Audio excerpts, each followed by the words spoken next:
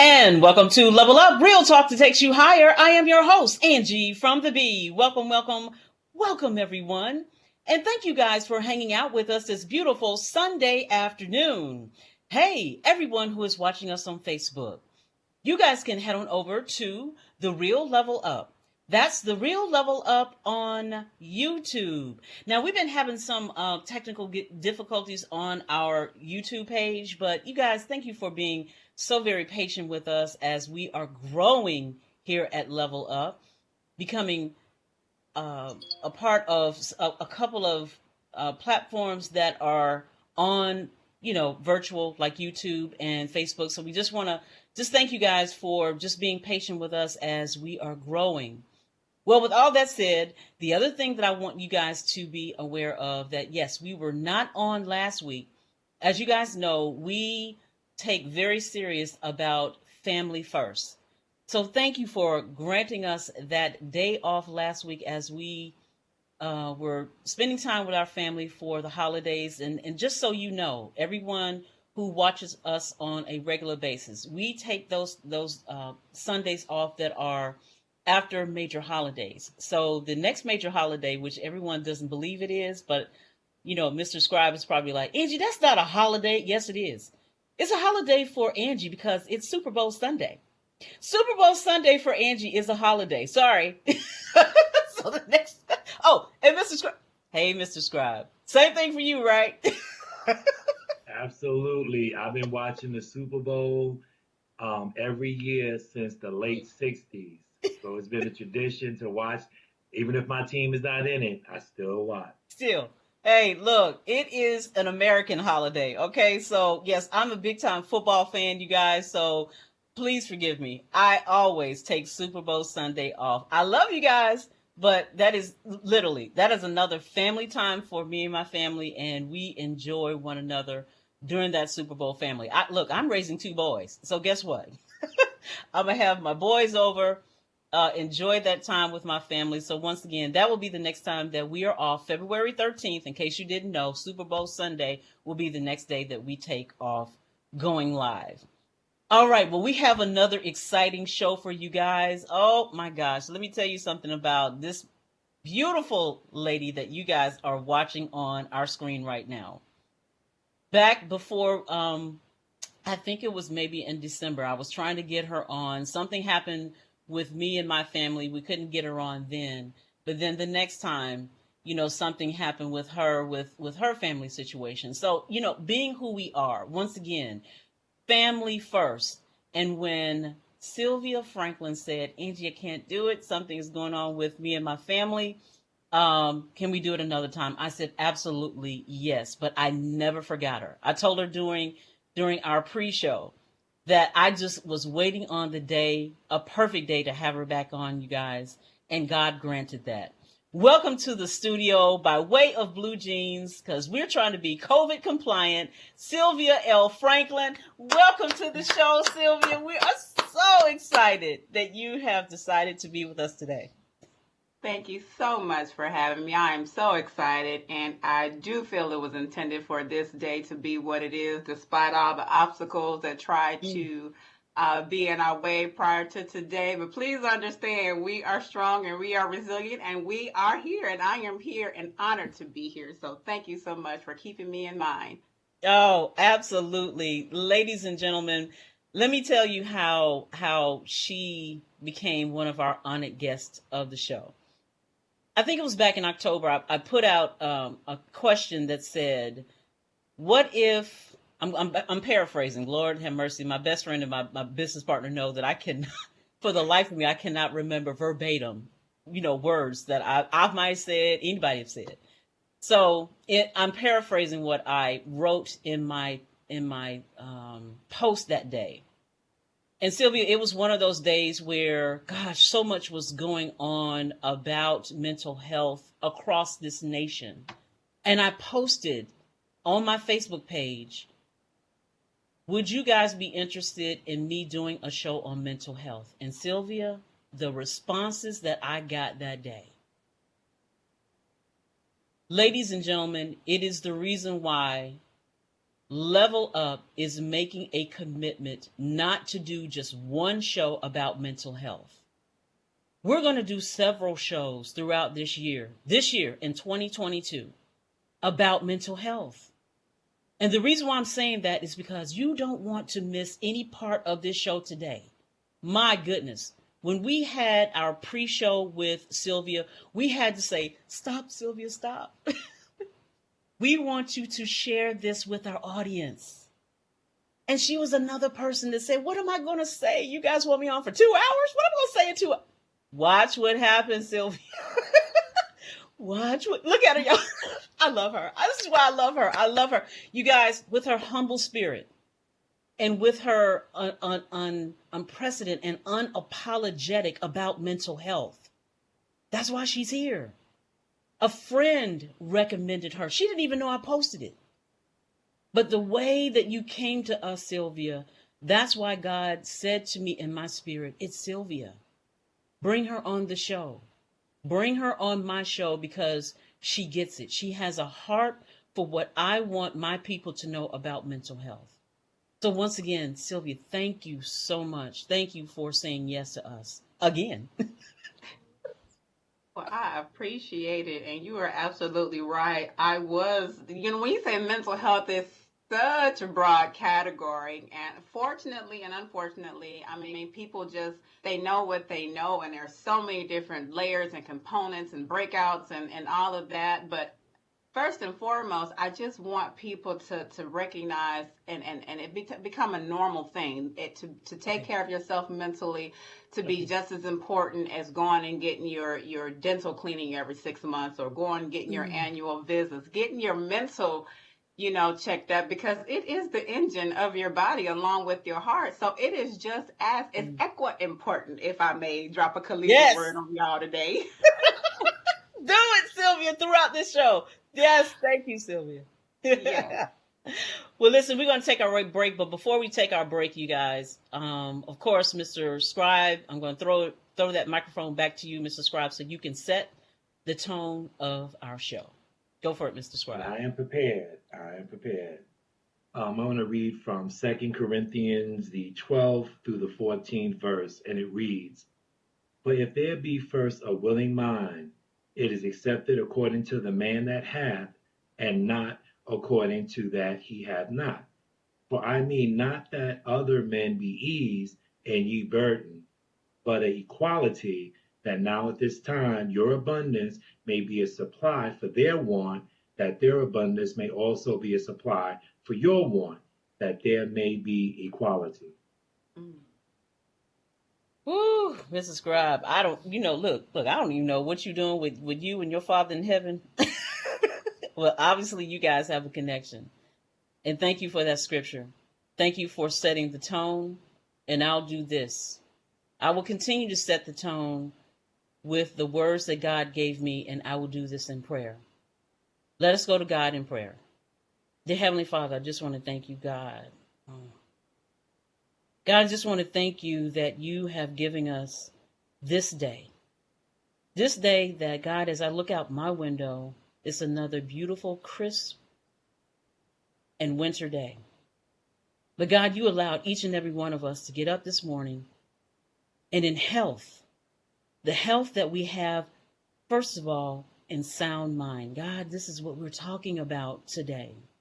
There are some people that are not getting up in sound mind, whether they know it or not. But God, because we said yes here at Level Up, that we are going to have those hard conversations, those conversations that most people want to run away from.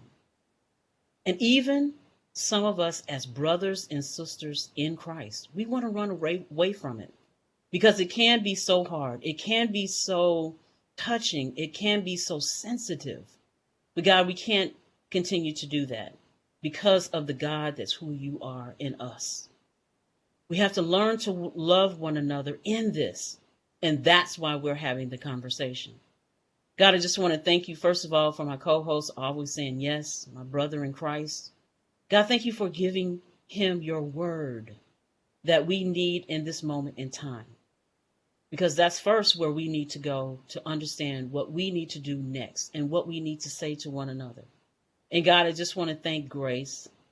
Grace, who is always behind the scenes, God, and always holding us up in what we're doing with this ministry called Level Up. Thank you for her. Thank you for the other person, God, that remains anonymous right now, but soon she will not be. Thank you for how she supports Level Up in everything that she does. God, and lastly, I want to thank Sylvia Franklin for saying yes again. Thank you that she was available. And thank you, God, that you've given her the expertise that she has and that she's a willing vessel right now to help us along this journey. And I can't forget our diamond, who's going to come at the end of this show to show support beyond what she has been doing for all these years. Thank you for Mary Goolsby, that she said yes, that she is a willing vessel to speak upon this subject, the taboo subject. But God, as Sylvia said, we're going to get to the point that we're not going to have this taboo anymore and not allow the enemy to have a foothold in this. We're saying no to him and yes to you, God. Thank you for your son, Jesus. Thank you for his ultimate sacrifice. And it's his name that I pray. Amen. Amen. You're listening and watching Level Up, real talk that takes you higher. I am your host, Angee from the B. We'll be right back.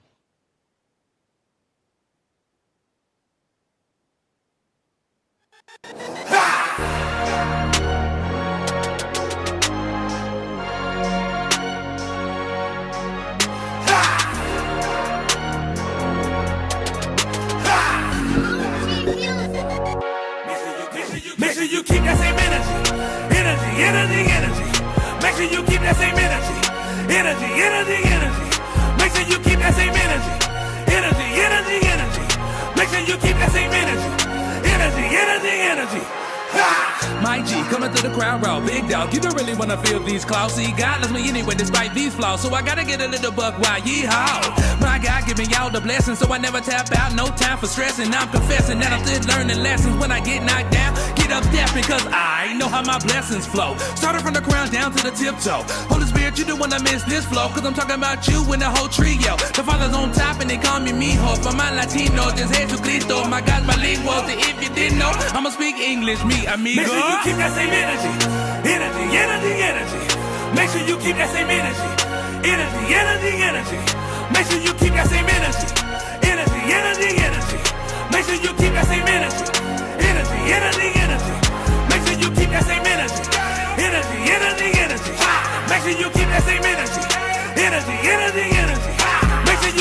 energy. Make sure you keep that same energy. Somebody tell me whose man's is this? Flip flop, they crisscross, wanna jump and they plotting the whole twist. Well, hey, Mr. Big Stuff, now tell me who you think you are. Call Gene Knight, cause you know you're dismissed. I got a lot of enemies, they draining my energy, but tell them my energy is inside of my energy. If I'm at a dead end, I'm counting on real friends, the type that will help you and open the Red Sea. Never make a promise that you can't keep. Nobody really likes a bluff, that's a way so deep. If you're gonna repent, then I suggest an upkeeping. If that energy drained, then throw away the whole thing. Sometimes you gotta cut the cord to keep moving forward, to be a valuable piece within this game and board. What's done in the dark is brought to the light, it's heads or tails. So tell me how you call it, alright? Listen, hot or cold, ain't no man in the middle, cause if it gets spit out, ain't no stopping this riddle. You're headed on a dead end, on a one way. I know you see the sign, read it what the Lord say. On a periodic table, I'm an element, and me and God got a chemistry. So next time you ever think about attacking me, well, make sure you keep that same energy. Make sure you keep that same energy. Make sure you keep that same energy. Make sure you keep that same energy. I'm living for God for real. I go fishing for real. I'm like a Navy SEAL. Toting that Pelican bill. I'm just a kid full of Skittles. No riddle, it's simple. I level with all of my energy. I get empty. In the forefront, I'm up on my tip. I think I saw Jesus in my dreams. Oh, you don't believe all that sweet honey, please. I get hyped through the night. Oh, my energy gon' spike. Oh, I think I see the light. Make sure you keep that same energy. Make sure you keep that same energy.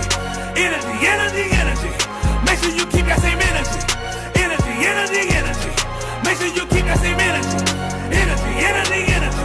Make sure you keep that same energy. Energy, energy, energy. Make sure you keep that same energy. Energy, energy, energy. Make sure you keep that same energy. Energy, energy, energy. Make sure you keep that same energy.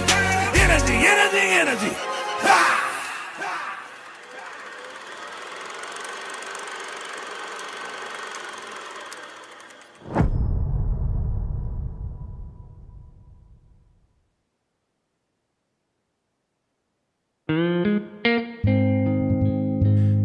You think by now we'd be through with this?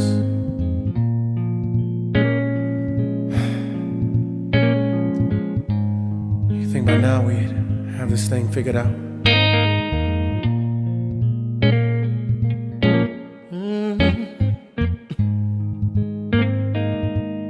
This one hurts a little different.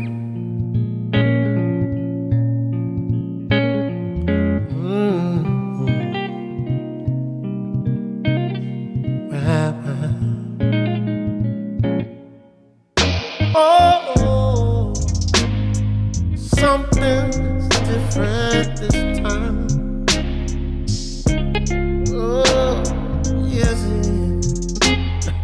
Something's different this time. Oh, I know there's something different this time. This time. Oh, something's different this time. Maybe it's the way the tears are falling down. They're falling a little harder this time. Yes, they are. And this time they fall from your eyes. Maybe it's the way. Maybe it's the way that we all feel so breathless this time around. Oh, I don't know. I don't know. All I can say is something's different this time.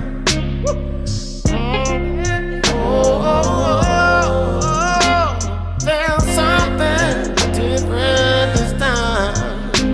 Yeah. Something different this time. Yeah. Something is different this time. Maybe a change will come. People are hurting. People are burning inside. Inside. Wondering why this keeps happening. Why this keeps happening. Oh, why? I ask you why. It takes so long to say that it's wrong when we die. We die by the hands that should only save lives. Ooh, something's different this time. Different this time. I believe in my soul. Something's different this time. Something's different this time. Something's different this time. Yeah. Oh, no. Something's different this time.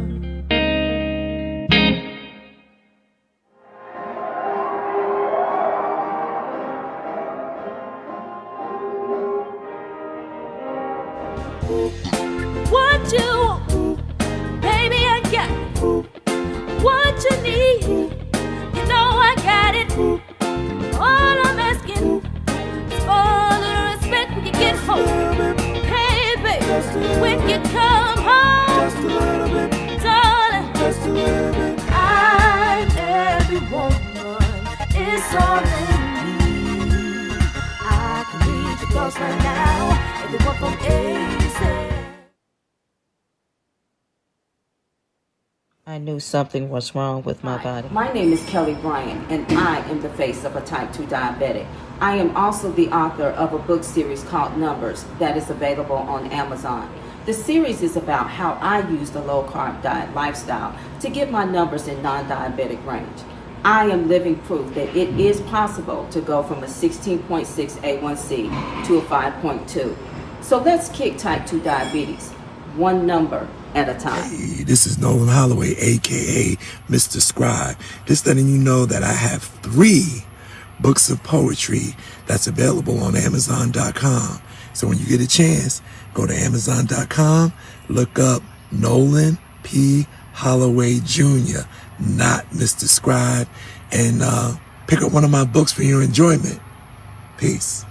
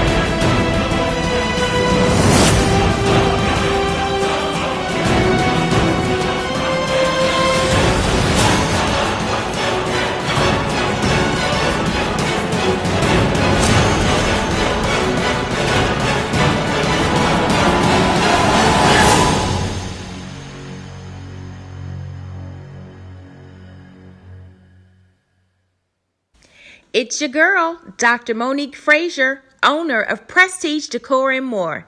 Let's level up on Sundays. Ordinary people with extraordinary stories. Hey, this is Dr. Crystal of Kaleidoscope Counseling Center. Level up with me and Angee from the B. Every Sunday. Hey guys, vibe with Mr. Scribe on Level Up. Hey, this is your favorite mental health therapist, Sylvia Franklin. I want you to level up with the internet radio show that's broadcasting to the world. Ordinary people with extraordinary stories.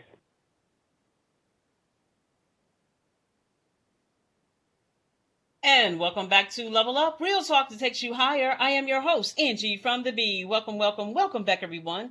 And thank you guys for hanging out with us this beautiful Sunday afternoon. Hey, yes, we understand that some people saw the black screen that was actually on Blue Jeans Park. And welcome to the world of technology. I tell you guys, you know, when you are trying to handle this technology and you are not Amazon or Google, these things happen. So yes, thank you, Miss. That was Doris Walker that said, "Hey, I'm going to head on over to YouTube." And yes, that's part of the reason why, you guys, I'm so thankful that our YouTube channel is working live this time so far. But if anything happens there, I'm sure that our wonderful sound engineer and the person in the background, she will let us know. That's why we love Grace. Anyway, we're going to get right into our conversation with Sylvia L. Franklin. And the reason why we have her here on the show, you guys, we are talking about that taboo subject called mental health. So, Sylvia, girl, okay, first of all, let's talk about you just for a tad, just for a little bit. Just we ain't gonna dig into all of that. You know, I had one person say, "Angee, you just doggone nosy." No, we do this because we want our audience to be endeared to you, because you're going to be, you know, giving us some information that, you know, Sylvia, is hard for us to talk about. So really, I'm going to be gentle with you this time, because usually I go all the way back. But I literally want our audience to know, how did you get into this? You know, what made you really, you know, want to, you said to yourself at some point, okay, I'm going to go, if I'm going to do this, I'm going to go all in. Well, you know, it's very, very cliche, if you will. You know, I was that girl in elementary and high school and middle school who everybody wanted to talk to and could tell the business. and I can kind of keep a secret. And, they thought, my opinion, counted. And then I messed around and I had a class in high school. I had sociology. By the time I figured out, that they offered these classes, I hadn't missed the actual psychology course, but there was a sociology class. So I was like, wait a minute now, I can tell people my opinion and make money with it. Hold on. So, so that's when I learned, doing what you love is not a job, right? So I was like, oh. So I'm applying for colleges and, I was able to, learn that, psychology is an actual whole coursework. And I say all this like, well, how come you didn't know? Well, I come from, very humble beginnings. My mother worked in the kitchen at the VA, for 30 years. My father was in the military. So I was kind of on my own with this whole educational piece. Unfortunately, the Lord saw fit for me to have the motivation and drive to find these things out for myself. So I kind of learned these things along the way. Just a little further background, but I applied to colleges, I applied to Spelman, they had a psychology course, and here we are today. That's the kind of long story short.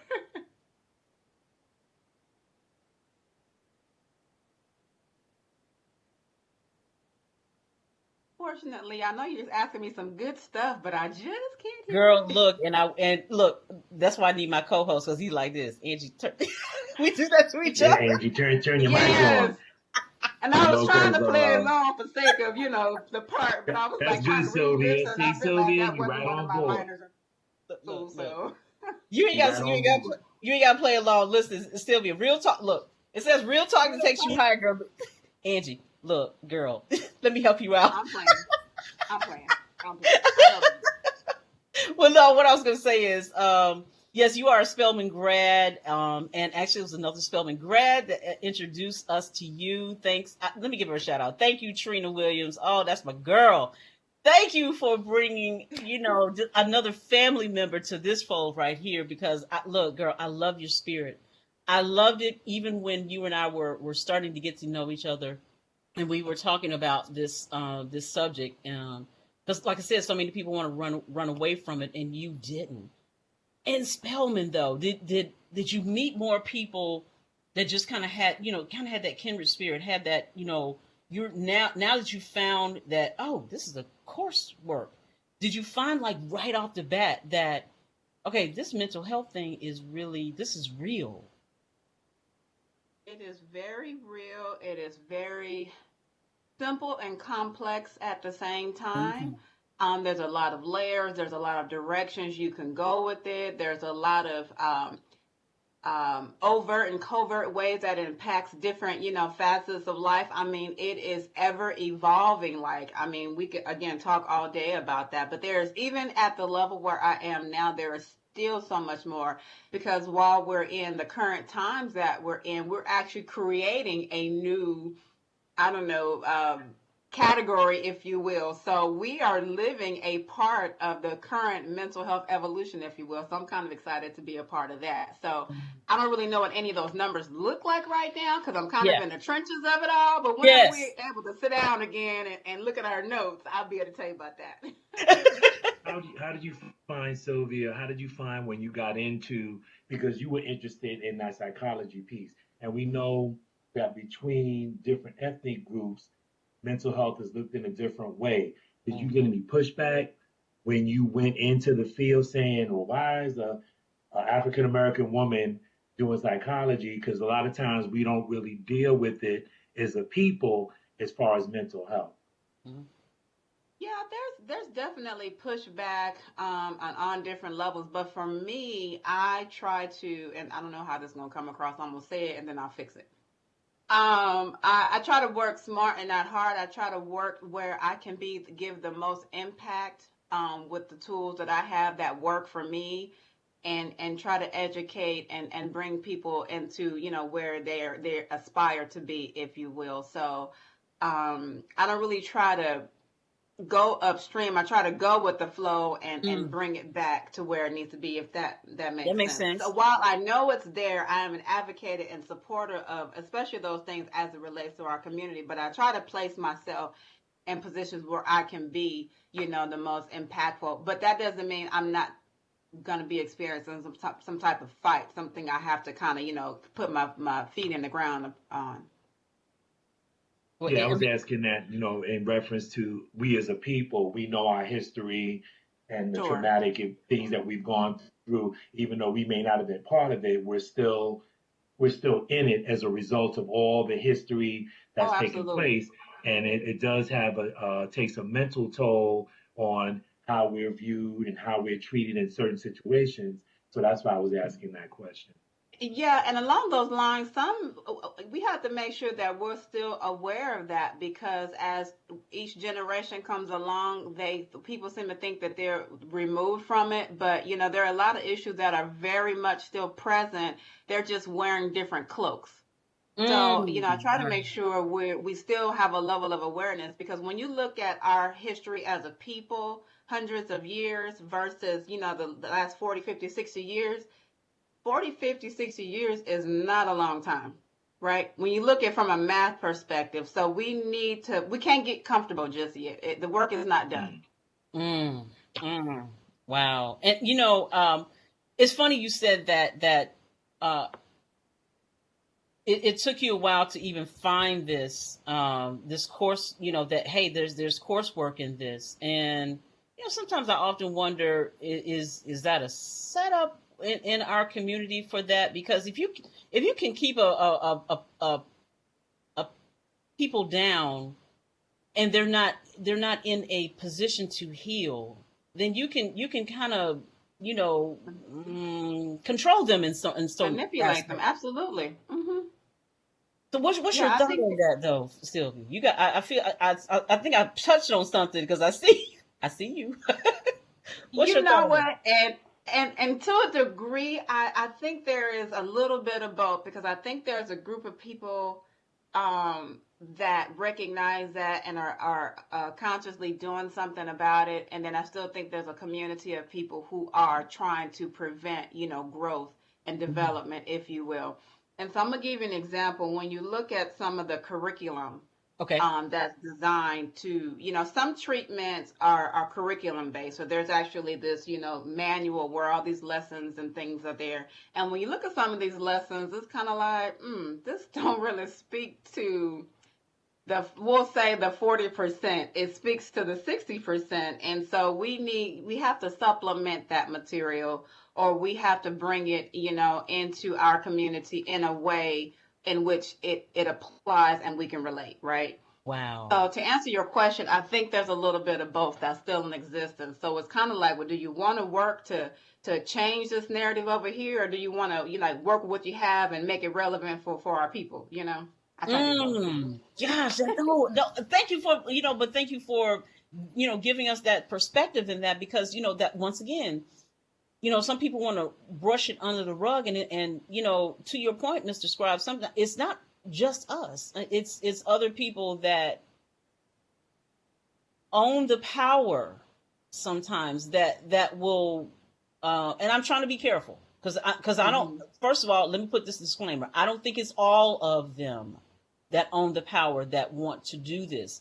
I think now that we are in a time now that okay, we need to pay attention to this. We can no longer sweep this under the rug. And so let us be a part of the solution to help a sector of people to get better at this. Because if we don't, then, oh my goodness, it's seeping into us.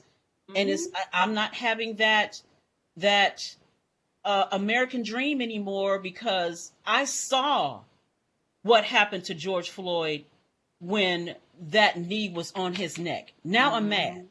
But see, but that's what happened back in the 60s when we were going through civil rights, and when we were going through what people saw what was going on in Vietnam. I can bring more and more examples, but now Vietnam is here in America.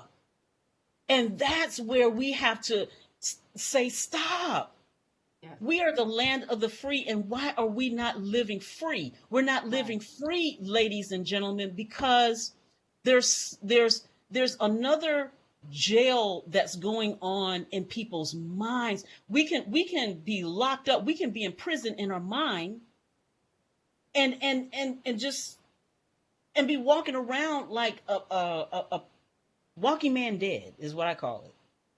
Mm-hmm. And now you don't want these dead people out here walking around, because now it's going to start affecting your quality of living. So now we got to pay attention. So is the other part, yeah. Go ahead. Now I was going to say the other part of that is with our faith base comes into play, though. What you just talking about, Angee, what Sylvia's talking about is how do we navigate through this? We're still people, we're still living in the world, but we're believers. And as believers, we're supposed to be moving in a certain direction with love and compassion for other people, and trying to basically emulate Christ by showing other people that if you want to see Christ, look at me and how I'm treating you and what I'm saying to you and how I'm trying to help, and trying to navigate that with what we're just talking about. The balance is not an easy one. What's your thoughts? What? I'm glad you said that, because it actually speaks to the principle in which I live my life, and I try to encourage others to live. And it's this concept of, the 6 elements of life, because we're kind of taught to compartmentalize things. You're supposed to either live, Christ-like, or you're supposed to, walk in this walk, or like this or like that. But really, you need a little bit of all of those.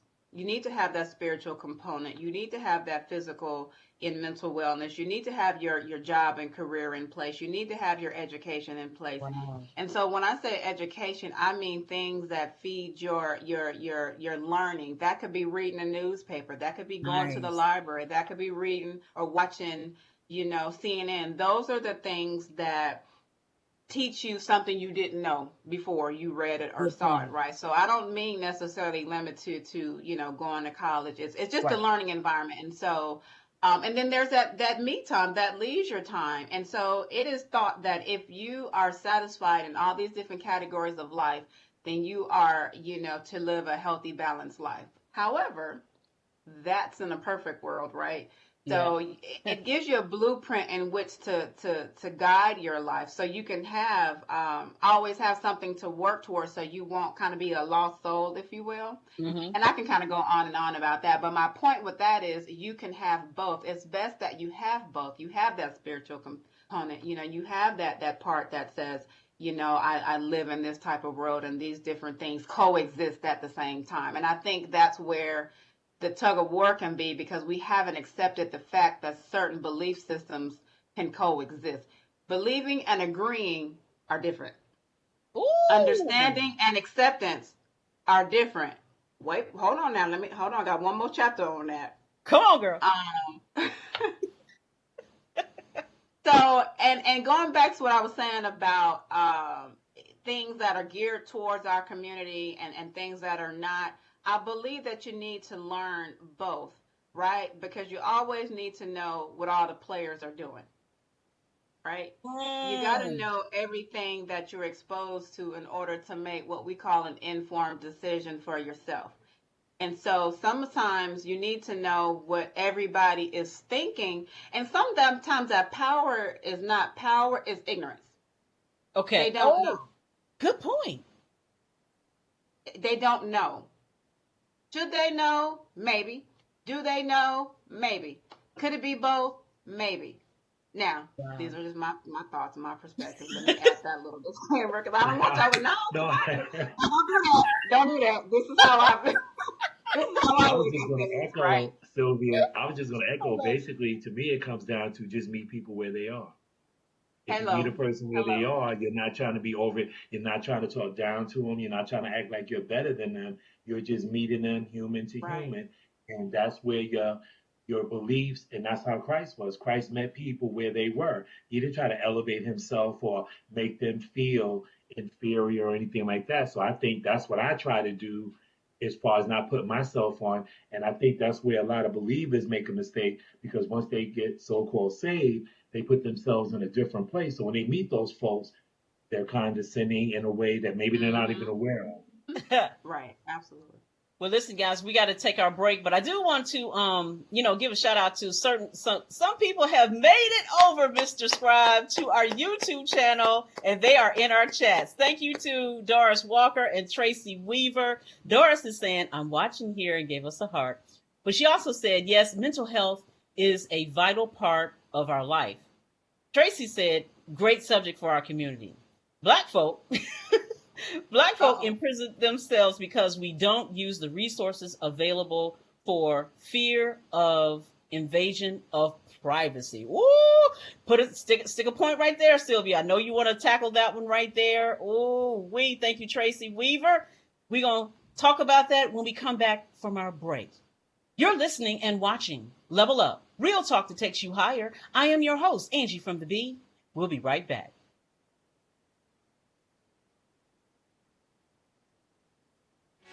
It's time to celebrate. Oh.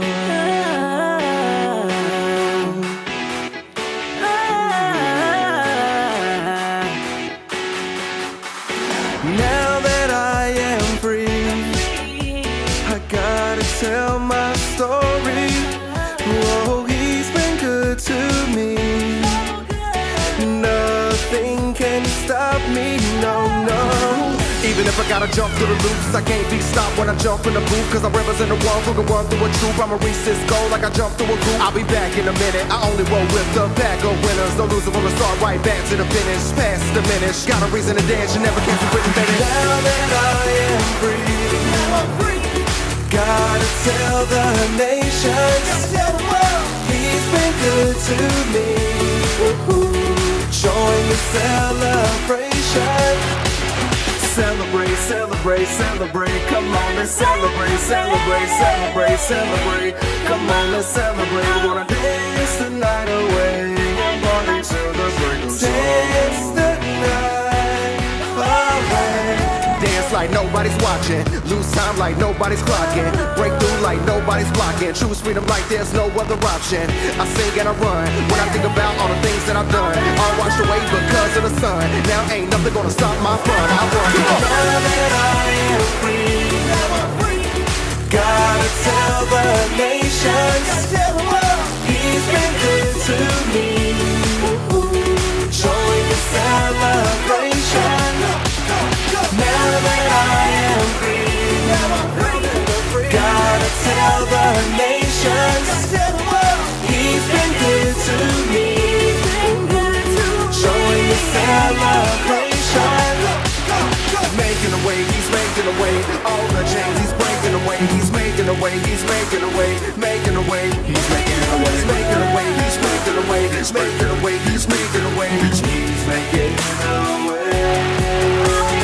Making a way, like Superman, he's saving a day. Like a road worker, paving a way. Mayday, gay paydays come in, cause he's making a way. Now all of a sudden, life is good, ain't worried about nothing. Even when people try to push my buttons, I ain't budging, cause it's love I'm loving. Now that I am free, now that I'm free, gotta tell the nations, he's been good to me. So good, so join the celebration. Dance the night away, going to the break of dawn. Dance the night away, going to the break of dawn. Now that I am free, gotta tell the nations, he's been good to me. Join the celebration.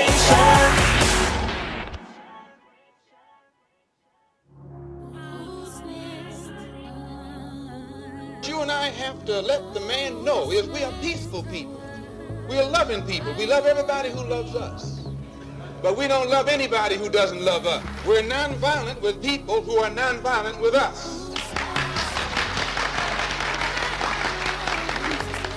But we are not nonviolent with anyone who is violent with us. History, life in quarantine. Nowhere to hide, it's worldwide. We can agree to disagree, but it don't matter now. This is life. We can chill face to face and debate what is fact and what is been a lie.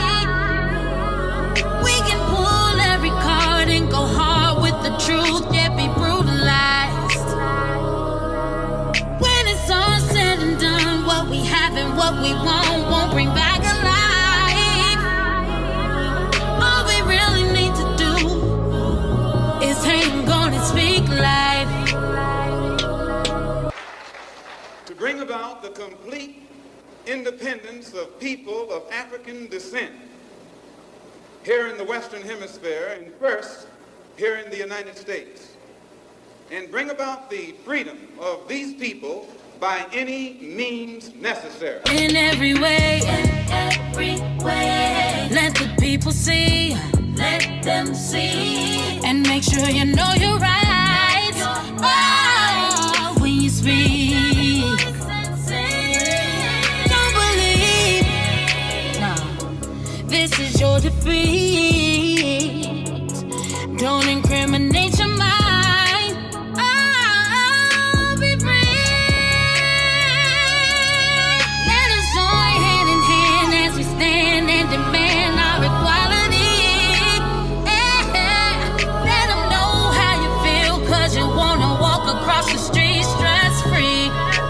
Without that hand, when it's all said and done, what we have and what we won't bring back alive.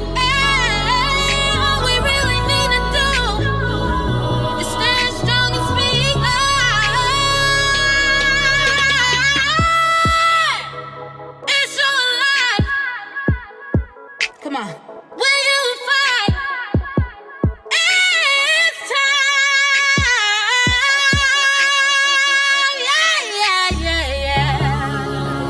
But when someone attacks you, when someone comes at you with a club, when someone comes at you with a rope, when someone comes at you with a gun, despite the fact that you've done nothing, he tells you, suffer peacefully. Pray for those who use you despitefully. Be long-suffering. And how long can you suffer after suffering for 400 years?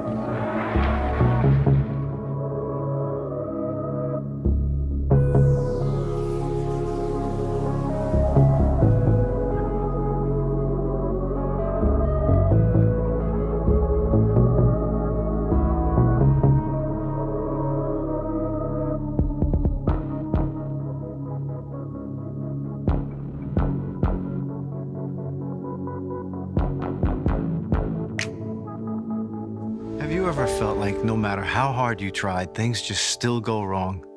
Many times. What do you do? I let go and let God. All I'm asking from you is to bump up our credit limit to where it was. It's declined. We're experiencing some financial hardships at the moment. You have 6 days to make payment. I can't believe this is happening. You know, I never asked you to pray with me. It's you and me. We got this. God wants to help you, Peter. Excuse me? But you're not letting him in. I did once. Last time we spoke, you took a man away from me I loved dearly. From that day, I swore to take matters into my own hands. But I don't know what to do. I know that you don't believe, but I will pray for you. I love you so much. Kapimo.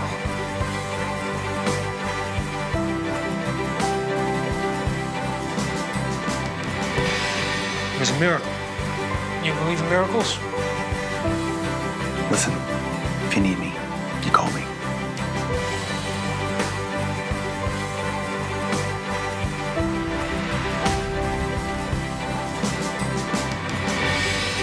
All of the angels in heaven are rejoicing.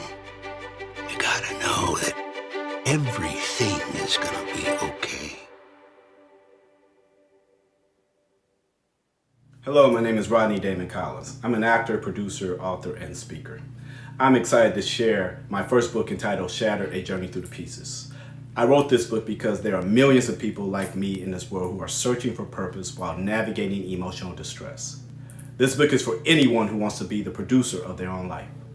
The reader will be encouraged to know that if they, 1, keep God first, 2, learn how to make peace with the pieces in our lives, and finally, 3, never deterred from your dreams, that you will see your purpose fulfilled. I love you, and go grab this book on Amazon.com, Shattered, A Journey Through the Pieces.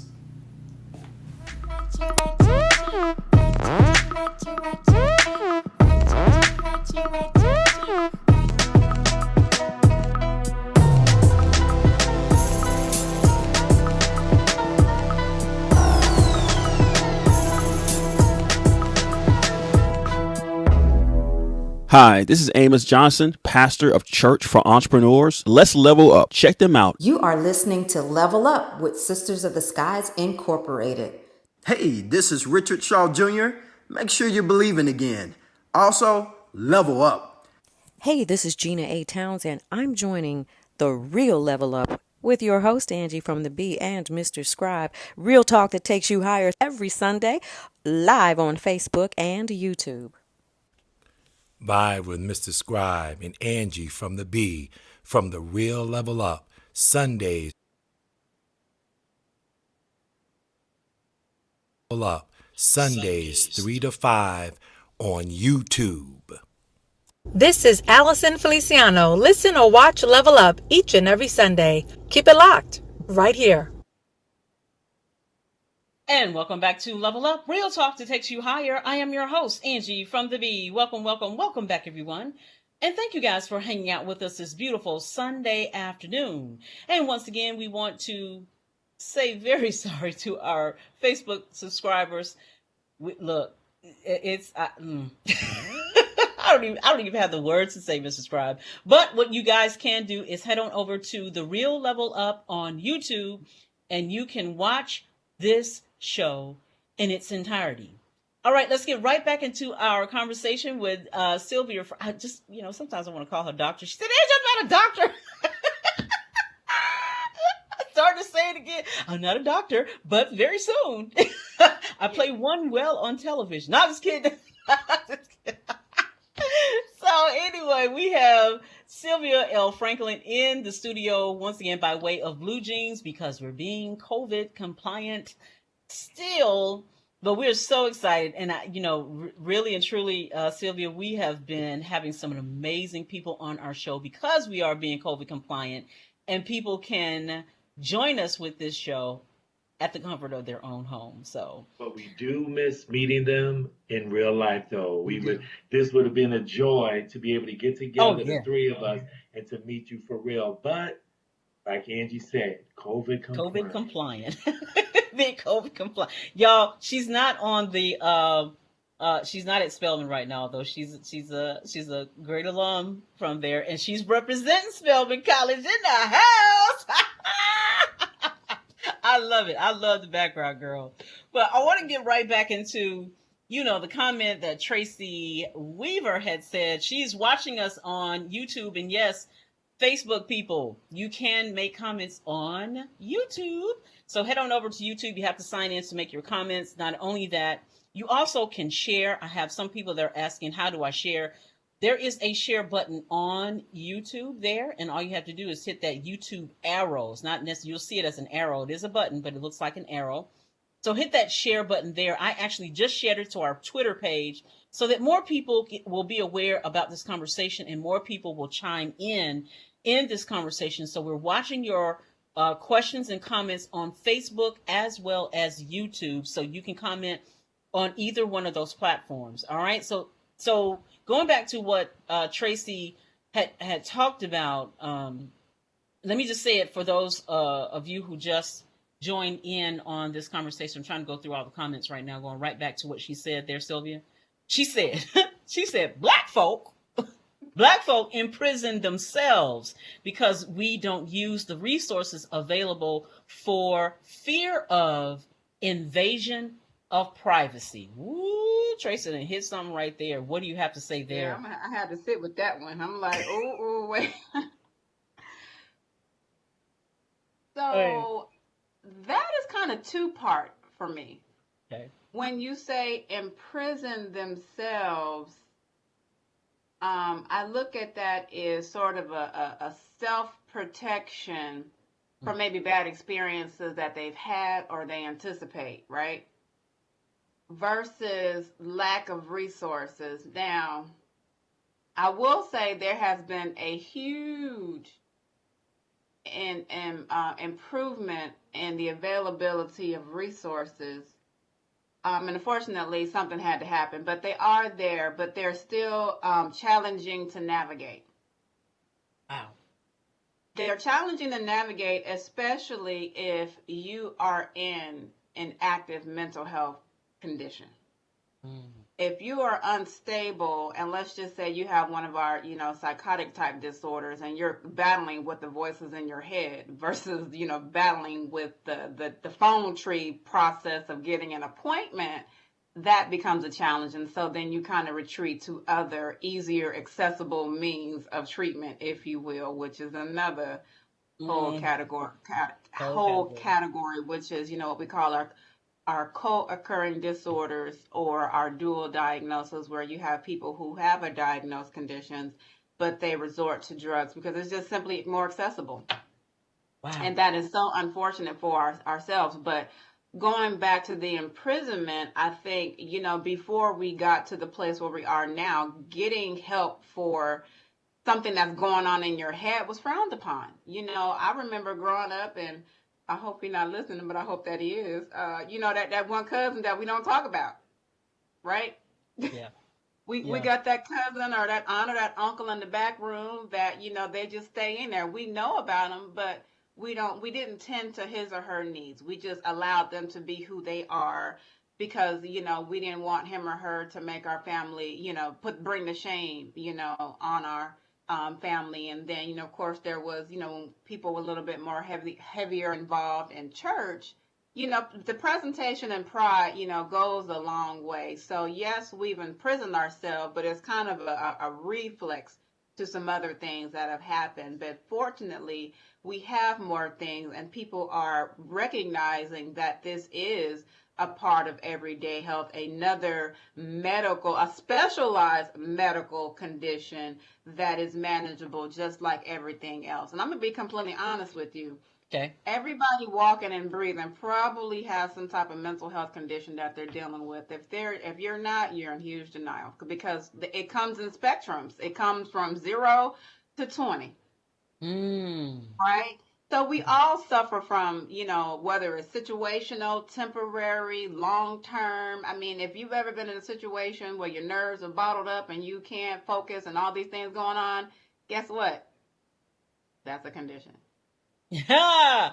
Wow. If you have ever had periods of time where you just didn't want to do something, you didn't feel good, you were depressed.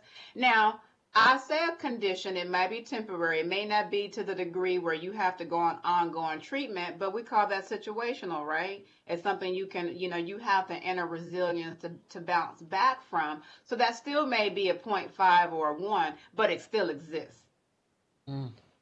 Right? So where it interferes with your ability to put on a fantastic show or go to work or tend to your kids or pay your bills, now we're looking at an actual diagnosed condition. But they vary, and it's here.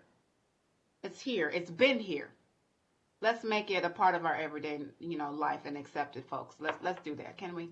Ooh, but I love what you said earlier, in case you guys missed her comment, what she said, that we should care for our mental health like we go to our regular physicals. Check in. I go to a physical yearly, but who am I talking to on a yearly? Well, it should be more than yearly. But okay, let's just say that you have to check in with someone at least yearly about your mental health. You're doing it physically. You're getting all your blood work and all that other stuff, but then what's going on between these ears? Absolutely. But so let me say this though, Sylvia. Let me tell you what the Black community will say. Well, that's why I have church, Angee. My church. But see, with that, you're right. A lot of people say that, but here's the thing. Some people are dealing with mental issues. Now, your insurance, like if I want to go take my physical, my insurance will pay for that. Okay. If I want to go. Now, you got the EAP programs for employee situations, but I know somebody who's very close to me that needs that therapy one-on-one with a therapist, but was not able to go because the insurance, whatever they was going to put towards it, they couldn't put it towards. So they can get their medication, but they're losing out on the therapy sessions, which are very helpful because the insurance won't cover, or they're not covering that cost. So like Sylvie was saying, there's a person that wants to deal with that situation, but then the resources have been taken away. So like you said, a lot of people deal with doing the alcohol, the drugs to ease that pain, which is unfortunate. because I had a good friend of mine's daughter who OD'd on opioids. Wow. So she started her own organization, and it's just propelled her in a different direction where I guess her daughter was dealing with certain things, and that was her outlet to her own detriment because she OD'd on opioids. Wow. What do you have to say, Sylvia? And you know what? I'm glad you mentioned that, because going back to what I was saying earlier, you know, we do have our folk that, you know, say that's what I have the church for. Yes, you do. But guess what?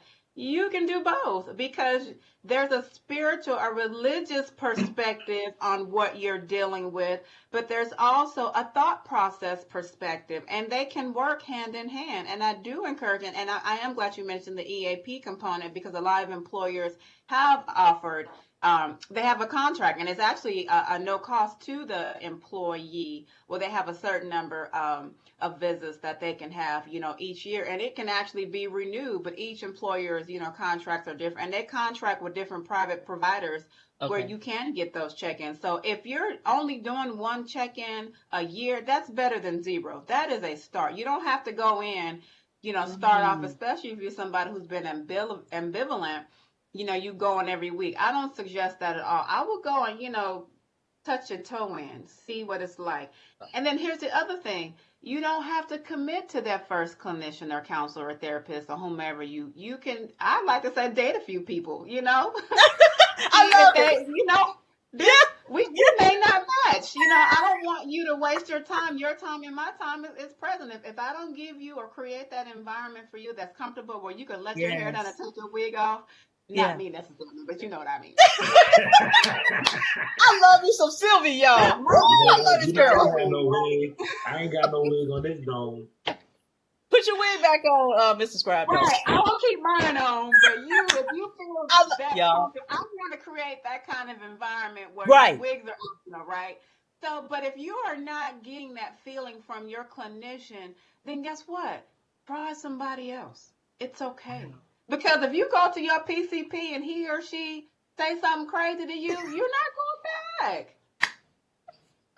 Y'all have. And that's important. That's important. Like you said, just like when you go to a doctor, if a doctor gives you a diagnosis and you're not comfortable with it, you either question it. You know what? I'm gonna go get a second opinion. Go get a second opinion, especially when it comes to the disorders or conditions that require medication, and you already, you know, have all this back. Get a second opinion. Wait, but okay, so Sylvia, let me get this in. I was going to say, Angie, not to cut you off, I was going to say, too, you got to be mindful with that as well, because some of these practitioners can prescribe medication. And if they're, you know, certain medication, like my friend, she was on taking medication, but she didn't like what the medication was doing to her in the dosage that she was getting. So she went and got a different practitioner and changed her dosage, and she did a lot better. So that's the other part of it, is to be able to navigate, okay, the doctor prescribed me to take this. I'm taking it, but it's making me loopy. It's making me fatigued. It's making me tired. It's making my mind fuzzy, and I'm not being able to live my life the way I really want to live. So I need to go to somebody else. And that's really important, especially taking medication and trusting that the person that's giving you the medication knows what they're doing. Let me get this in, you guys, because we got some people that are commenting, and I want to get it in before we go to break. Janice Yates, you know who that is, Sylvia? Don't start nothing, Janice. She tried to start it. I see you, Janice. And look, girl, I love what you said about this. Being a minister does not necessarily mean that you have training in mental health / addiction. Ooh. Absolutely. Thank you, Drew. Drew. And again, so that minister would just be kind of giving you a perspective based on the ministry that, you know, he or she subscribes to. So, I mean, they can have a background in it, but you need to ask questions too.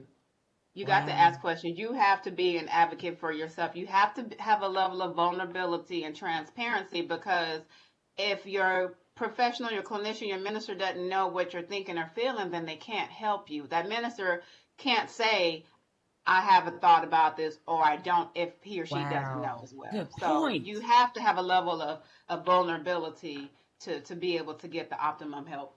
Oh, that's good. Here's a question from Valerica. My question has always been, why are so many in need of mental counseling slash check-ins?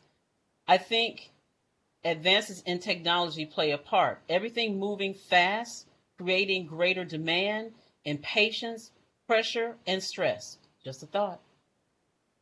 Well, yeah, there's absolutely some truth from that. And when you think about it, because everything is going fast, it creates this hustle and bustle and this rush to get things done. And you need to decompress. You need to talk to somebody about how those things make you feel and how they're impacting your life. Like, I am actually, okay, follow me on this one. Okay. I am happy that COVID came about and sat us down because I believe a higher power gave us fire warning shots before to sit down, and we didn't do it, right? So now that we missed those warning shots, we were sat down involuntarily, and now we're having to look at everything that we did in the past differently now. And so now that we're sitting down, now we've gotten kind of in a new groove and we're shifting into other things. But no matter what you're doing, if you're not pacing yourself or balancing your life or giving yourself some time to breathe in between these demands, yes, you are setting yourself up for some mental challenges. Maybe not necessarily to the degree of a disorder, but yes, some challenges that could have a physical impact. Anxiety shows up physically if you ignore it, and its mental state, and it's when you're unaware of it it affects your sleep, right? If Yes. you're anxious, if you're worried, if you cannot relax, if you're so worried about getting now, let me say this too. I got a little attitude in my voice, but this is passion for my community I who love you getting some ready to Sylvia. post it on the Angry Black Woman. Let me explain to you that is passion, right? But if you are so busy trying to worry about meeting this next deadline and getting this project done, and that you're thinking about it while you're asleep, you're not resting, right? And then you're going into the next day, and now you're tired, and your tired turns into crankiness, and maybe now you're missing meals because you trying to make up time in the air. Like, it's all these moving parts. And I'm hoping I'm communicating that point. So if Stepping you all are over my toes. That's what I. My husband's probably in the background like, "Amen." My husband is like, "Please tell Angee something." Oh, girl, you calling me out, Sylvia? That's what you. Stop it. I'm stepping on toes. I'm You telling the stepping truth. on toes. You step. I'm taking this to the next level. I need us to understand and sit down somewhere and be okay with that. Give Amen. ourselves permission to sit down and breathe. To sit down. My mom is watching too, and she look she done stood up. No, she didn't. Hallelujah. Look, Sylvia, Level Up Nation know I will put myself out there anytime. This is the reason why God had me do this show. Look, okay, Level Up Nation, yes, I bring people on the show, and they are always stepping on my toes. Now, Sylvia took it to a whole nother level. I know some of y'all are like this. Some who know me, Sylvia, they're like, thank God somebody talking to Angee. I'm letting them use me today. That's what I'm doing. Let me get some more comments in because we got to go to break. Hold on, Mrs. Trapper. I got 2 more minutes. I got to say something that what Kanika Bell had said. That's good, Sylvia. It is a relationship, and if it doesn't work, try another. Don't give up on treatment altogether. I think what she was talking about when you were saying try somebody else's, date. Look, Sylvia, you help me with that one because I'm like okay, I don't. To do this thing right here that you're talking about, yeah, I can go see somebody, but what if it don't work out? Let me tell y'all what Sylvia just did for me. She done shut all that down. Look, Angee, if that doesn't work, go to another one, okay? Stop with all. Go ahead, Sylvia. Exactly. It's just like a pair of jeans. If this fit doesn't work, you know how you want that jean to be just right, to catch you in all the right places. And Mr. Nolan, had a right cut around your ankle. Yeah. If it don't hit you just right, you're going to put it back on the shelf. And thank you, Dr. Bell, Dr. Kanika Bell, that is. Doctor. Shout out Dr. to my family. Kanika. Thank you for the support. And it's okay. I would much rather you say, Ms. Franklin, I don't think. And I've had people to say that. I will be completely honest with you. And I appreciate that because I want them to maximize their time and their needs. Don't worry about my feelings, worry about yours. And so yes, it is a relationship. It needs to be a comfortable place. Wow. Go ahead. Okay, one more minute. Well, let me do this because I know we got to take our break, you guys. I want you guys to know, and just in case this happens again, please, we are so sorry that our commercial breaks are not working all the way. We are broadcasting also. We're doing a simulcast on YouTube as well, and I will do my best to put the link on there so that you guys can watch on YouTube as well. So we are simulcast on YouTube and Facebook, but we are enjoying all of you guys that are on Facebook right now and joining in on this conversation. We see some of your comments that are still coming in. We're going to get those comments in our next segment. You guys hang out for a little while, but not only that, each and every one of our breaks, we are featuring an independent artist. So that's why it pains me that you guys can't see their videos because they put a lot of time and effort into it. These are our independent inspirational artists that have been in support of Level Up for a very long time. So you guys go on over and check them out as well. You're listening and watching Level Up, real talk that takes you higher. I am your host, Angee from the B. We'll be right back.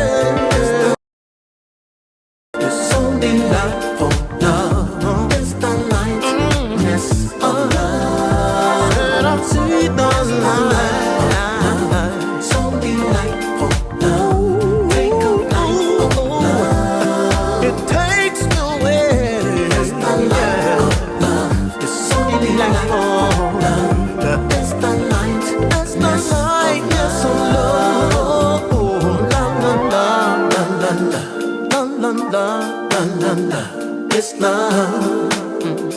Oh, let me say, la la la. love.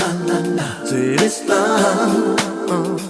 It's the lightness of love.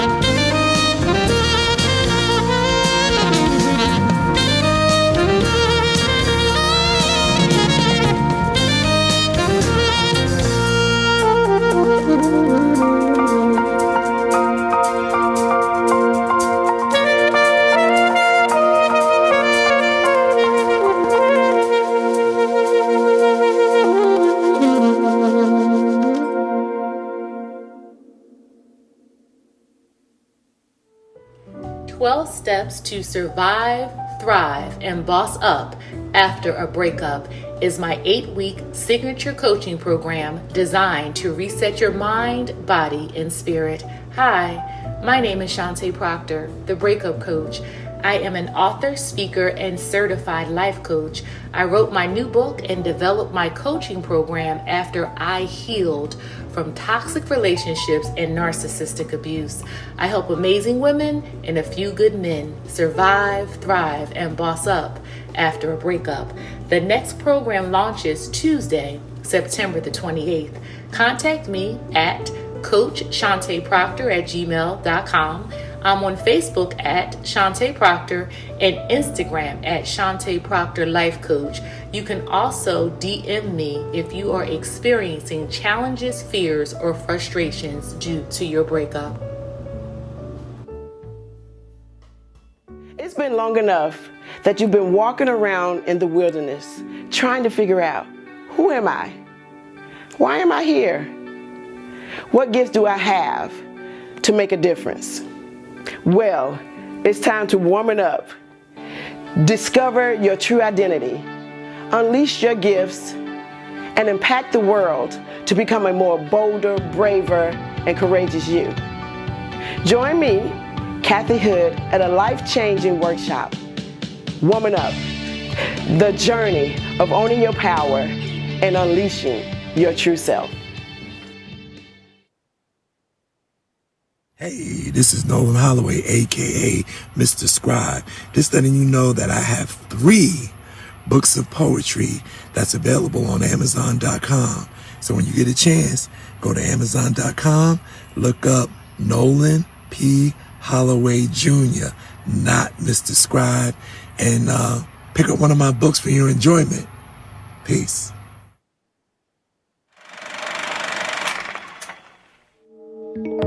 They said it was wrong to promote me,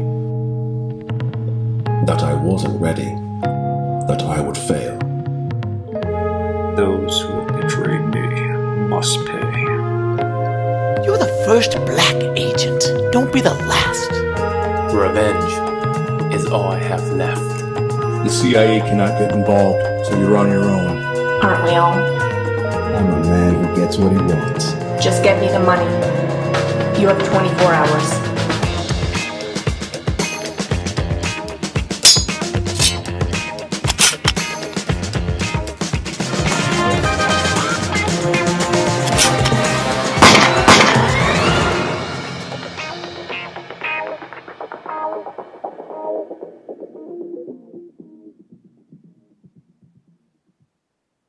This is George Vincent of Heavenly Deposit and Enter the Diamond.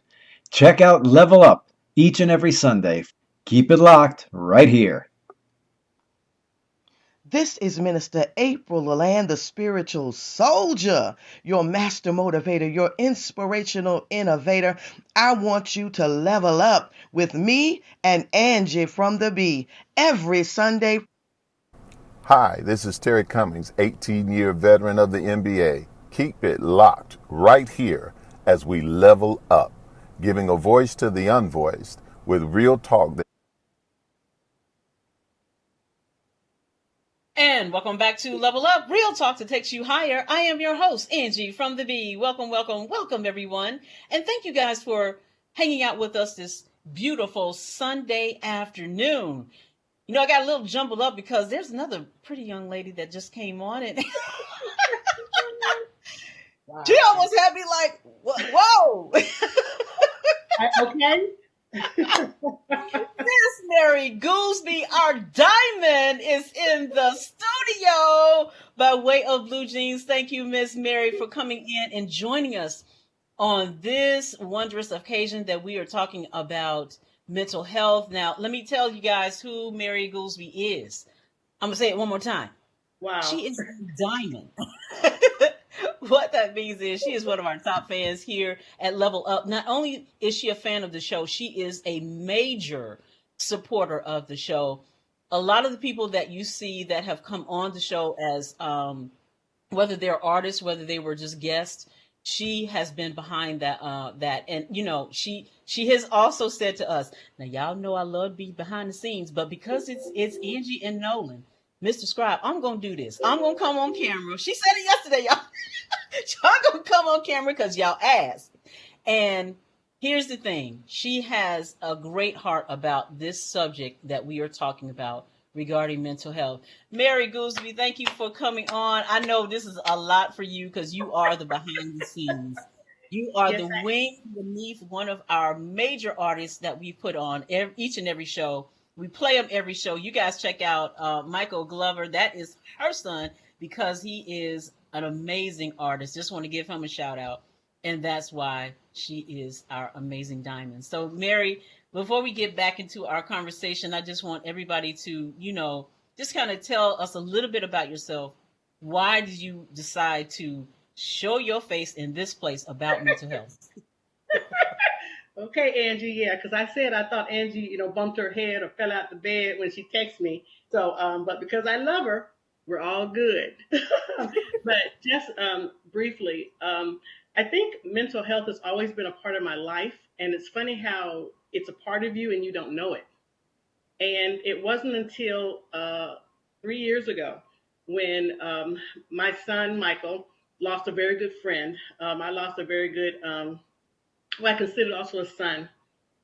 Anybody who's in Atlanta probably heard about when someone jumped off the Memorial Drive bridge about 2 years ago. Okay. And there was a big thing about it because the worst part about it was someone was filming it and it was very inconsiderate, but that just shows how much we don't pay attention in our culture to what's going on. So it'll come back to your mind and then you can kind of look it up. But the sad part was, think about this. Someone's filming this. You're the mom. And then all of a sudden, Facebook and all these social media sites are filming this. So you have a mom and a sister who all of a sudden you're looking going, I think that looks like my brother. I think that looks like my son. And I remember when Michael called me and I said, this is not true. I don't believe it. And I went and looked back and I could not even watch the whole video. But to move fast forward, he did end up jumping. And the problem with the person who was filming was he was encouraging. I don't believe you're going to do it. Just some different things. And I don't want to go into a whole lot of it in case she is watching because I love Jackie and Maya. And so anyway, like I said, I think it's always been a part of my life and I'll explain that later. But when that happened, it brought some things out also in Michael, knowing that his friend that he didn't really realize had a problem. And then second of all, he has another friend who does suffer from bipolar and some different issues. And he was aware of it, but it wasn't until we witnessed that he realized, we have a problem. And he said that he began to talk to him differently. And we do that. We don't realize. We shake things off and we think, oh, the person's going to be okay. And he and I both learned from that we needed to make sure that we talk about it. And you all were talking about it earlier. We don't talk about it in our culture. My growing up, being 56, it was easier to, like they said, that person was pushed under the rug, or they might have been kept in the room, or you would laugh it off. Oh, they're a little bit in the head. They don't even call it mental illness. There's always a nickname for it. And so that's how we kind of got involved really heavily. And then Michael had written the song during that time. He didn't know we were going to be using it for what we do. So what My Cry does is any royalties and things that come in from My Cry go to his children. And I can say Nathan's name because he's not here anymore. And that's the commitment that we made. So that's how we got into it heavily. And I say we because as a family, we've had to deal with a lot of things, but that's how we got into it. And Mary, thank you for sharing that story, and thank you for, just showing your face to share that story because it is taboo and it's hard to, I can see that it's still that was like your son, and it still hits you. And I'm like that too. Anything that hits me, with my son, and I've had I got two boys too. Many of the kids that come into my home like that, they are my son. So I get that. And thank you for, just showing that and showing up for this. Sylvia, what do you have to say? It's so heartbreaking to kind of hear those stories, but it just further confirms why I do the work that I do because I want people to understand that these illnesses, although they're invisible, they are very, very real, and we cannot minimize, what people feel and what they think. I wonder, if he like put his toe in the water to express, how he felt, and perhaps he was shut down and carried all these burdens on his own, and decided to handle it the best way he knew how, at the moment. So I just really, really want to continue the work to educate people on how to support people who are at varying, mental health needs or depression needs or whatever, it may be. So my heart goes out to you, and your family. None of us are exempt from having someone near and dear to us suffer in silence.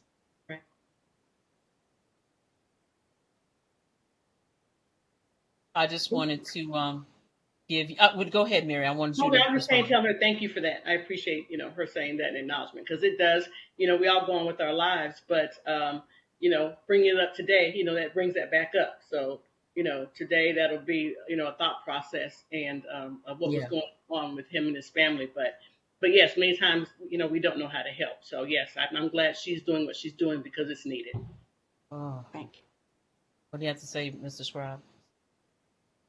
I mean, dealing with something like that, I mean, everybody's going through something, but that's firsthand where you knew the person and you feel a certain type of way because a lot of times they're suffering in silence and they've learned the behavior of, I'm going through a lot, but I'm not letting people around me know what I'm going through because you may share with someone, and like Mary was talking about, people can tend to belittle you or judge you or put it out there, so you keep it inside to yourself because you're afraid to share because you're wondering or worrying about the response that you're going to get. Even somebody very close to you, you're still afraid because, well, if I share this with them, how are they going to respond? How are they going to look at me? And all these type of things. So it makes it really, really difficult because they learn coping mechanisms where we can't see it. I mean, we would actually, if we knew, we would be the first to jump in and try to help. But because of the fear and because of their being afraid, sometimes they are very good at concealing it.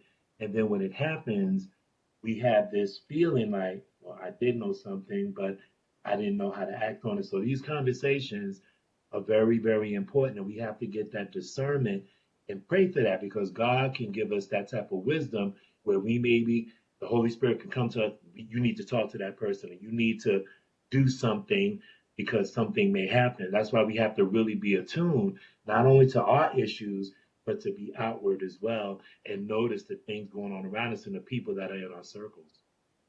You know what? I also want to speak to being in tune, and no slight to anybody, but we use a lot of these big, broad categories, and a lot of times people don't know what the definition of in tune is. We don't know what to look for because a lot of times there are warning signs, but if we don't know what they are, we don't know what to do with them. Or even if someone does say something to us, what do we do with this information? Sometimes we don't know what the resources are or how to connect or anything like that. But the one thing I would like to suggest, and I must make the suggestion, and then I'm going to be very transparent. But, a lot of times as our kids grow up, they get to middle school and they get to high school, parents become very hands off. We give a lot of autonomy to our children. They're in the room, they're playing the video games. We're providing basic needs, food, water, and shelter. As long as that schoolhouse ain't calling us and the police ain't at our door, we leave them alone, right? Yep.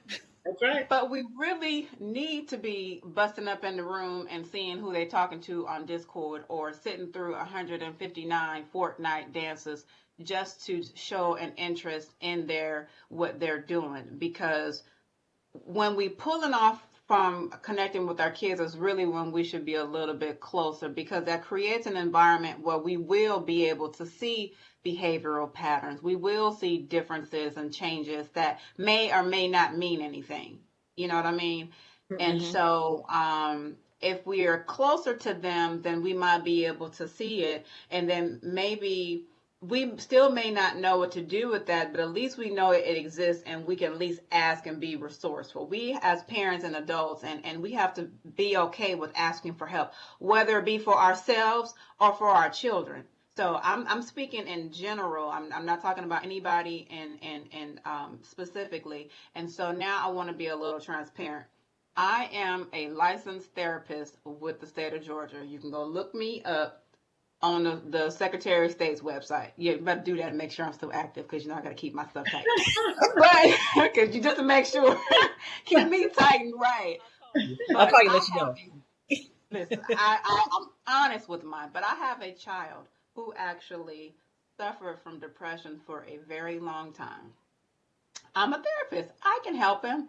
No, sometimes you can't. Even the therapist has to reach out and get help. It wasn't until I got a call from the school where he had made a cry to another friend that he wanted to hurt himself. So it took, even as a therapist, it took that phone call from the schoolhouse even before I did something, because I was doing what I knew to do, but that's a dual relationship. He really needed an outside party, to help him with that, because I'm mom. He will always see me as mom. Mama don't know what I'm talking about, right? Yep. But it took that phone call for me to say, okay, Sylvia, you can't do it all. It is okay for you to go and extend an olive branch. And so I was losing my son right before my very eyes, with all the credentials and diplomas and acronyms and all that stuff behind my name. So my point with that is, no one is exempt. We all have to pay attention. We all have to give ourselves permission to say, hey, help me, help my child. Help me, help myself. Thank you for that. Mary, what do you have to say? I was just, when I listened to her when she says can't do it all. And that stuck, because many times as mothers and as parents, we think we can.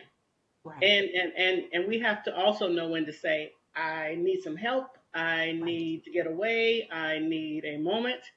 And the more we talk about how important that is for us, hopefully we can help each other as sisters and brothers and, our daughters and our sons, is when we also need a break as parents. Now, I'm sure Angee, or at least Nolan, I'm getting ready to say something and my kids are going to kill me. But it is so important that what she just talked about being a part of your children's lives. I was a part until I couldn't be a part, and still a part when they let me. As parents, you're always trying to check on them, especially when they get older. But there was no room doors closed. There were, backpacks were checked. And like I said, Michael's going to kill me. And one time he was going through and he was getting a bad grade. It was just one semester. And I made him pee in a cup. And he and Carmen looked at me like I was crazy. And I said, something is not right and we need to figure out. Now that's an extreme, but just being, involved. My parents were involved. Mm-hmm. I was blessed to have air traffic controller as a father. He was actually the first Black air traffic controller in Oklahoma. And then my mother was a teacher. So it was 4 girls and they were everywhere. We were in 4 different high schools. So if something was going on, yes, one was at Lakeside, one was at Northside. I was at Northside School of Performing Arts. One was at Druid Hills, and one was at Southwest DeKalb. And each one of us had different things. One was a cheerleader. I was in performing arts. My sister at Southwest DeKalb did sports. And I'm missing somebody. And Angee had her extracurricular political activities. And what happened was that they both couldn't be there. They would split it up. So I say that all the time. Scissors. That's probably why. It's probably why, who I am. But at the same time, with so much going on, the paying attention to things is so important. But when she said as parents, they do let them go.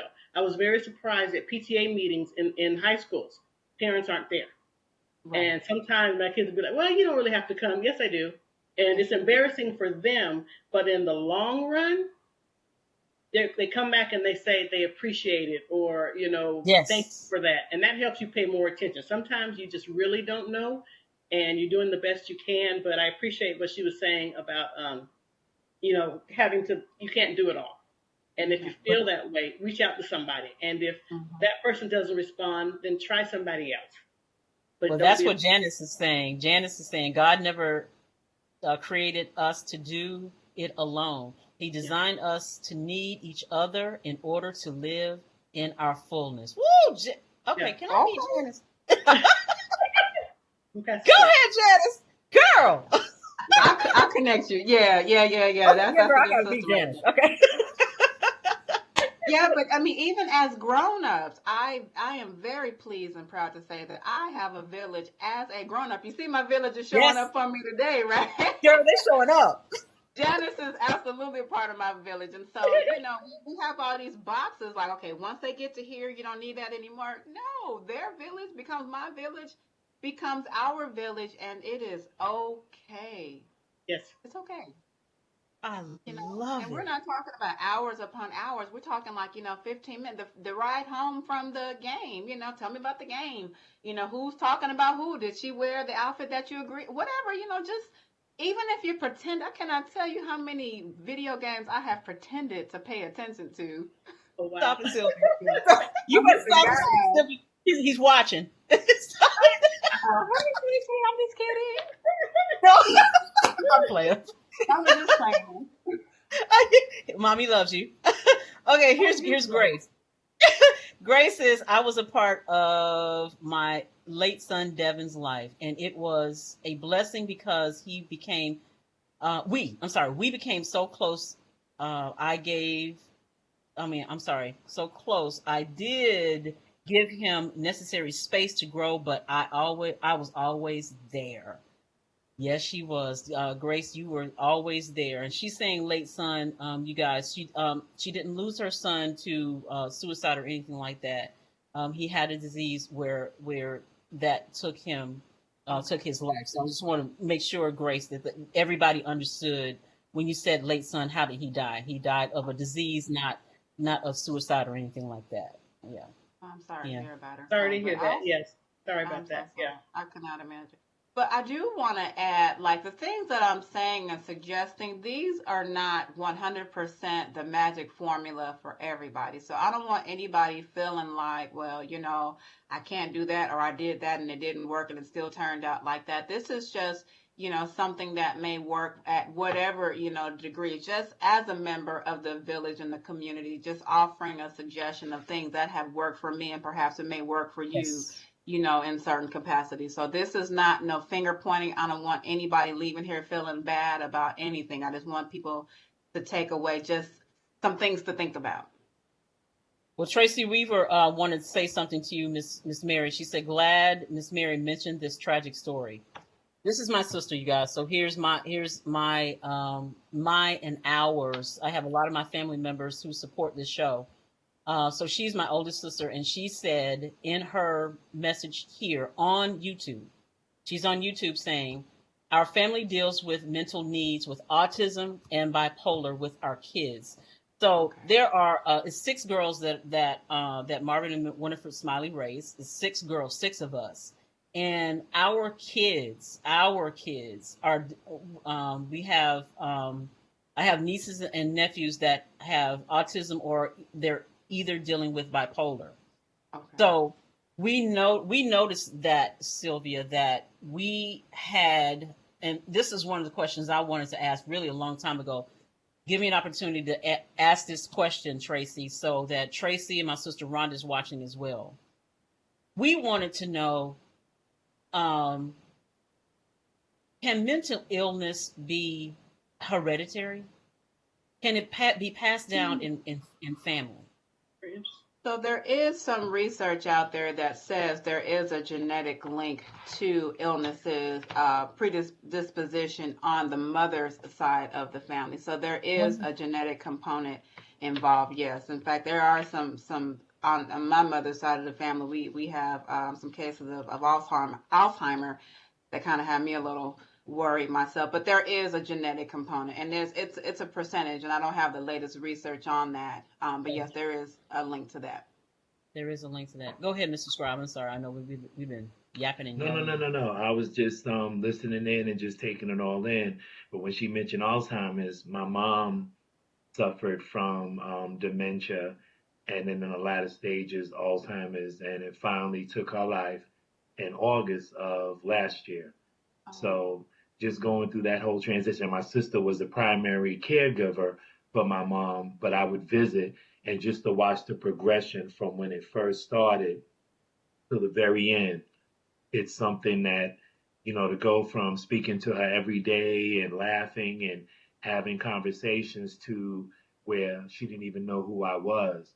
I had to navigate to deal with that, because at first it was like, oh, I'm talking to you like I'm talking to you guys right now, to where she would say things and it would just be non, it would just be, couldn't understand really what she was trying to tell me. And it was more of a holding of hands and just looking at each other.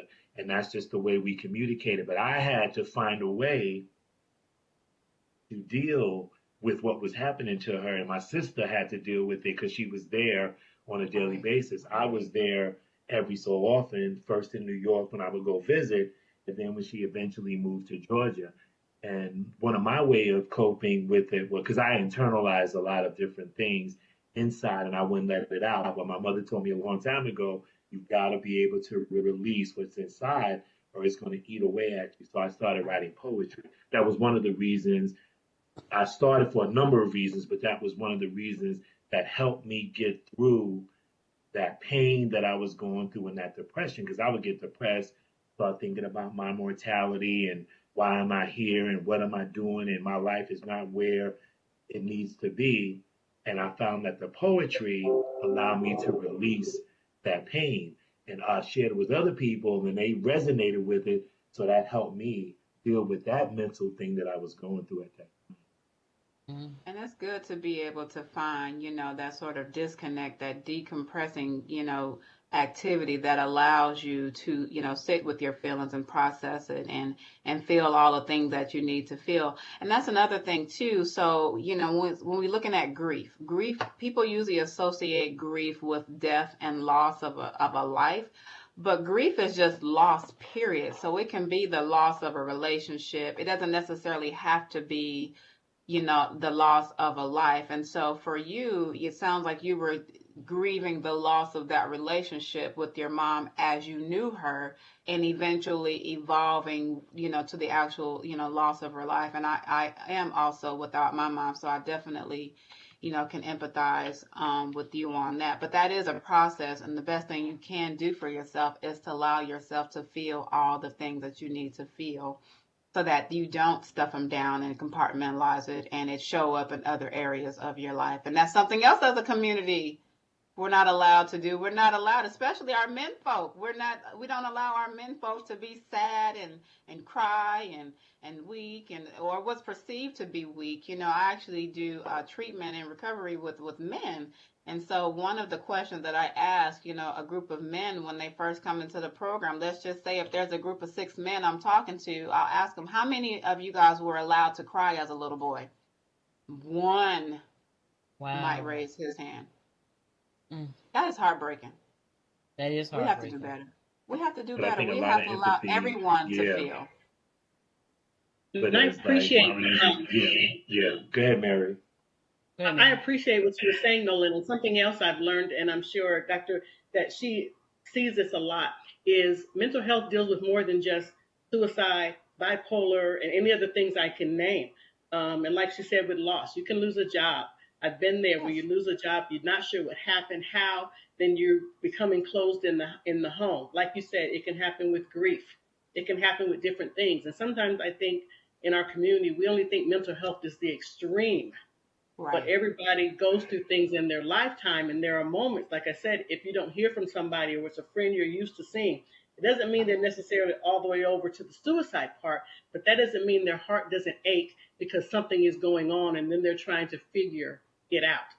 I've always been a strong believer that that's why our communities probably have more liquor stores than anybody else's community. Wow, good point, Mary. You're absolutely right. That is by design for a whole lot of different reasons. Yeah, that is by design. And they didn't lose any money during COVID. Not a one. Wow. They gave nobody else was. Oh yeah, they were making money. I want to get this in, you guys. I don't mean to cut you off, but we're coming down in time. Kareem McPherson said, and this goes back to what we talked about regarding kids. Thank you for this comment, Kareem. But it's not extreme. Talking about our kids. I say pull out all the stops when it comes to our kids. Too many parents proclaim, "Not my child," only to find out that it is the fact. Oh, That is, absolutely.